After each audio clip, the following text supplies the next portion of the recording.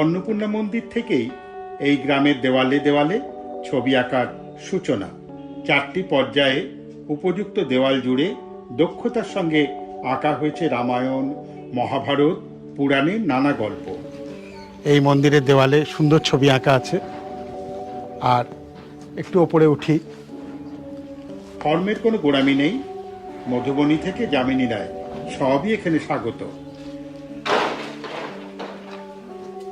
মন্দিরের দরজা বন্ধ, কি সুন্দর ছবি। এই যে এখানে হচ্ছে সীতার অগ্নি পরীক্ষা।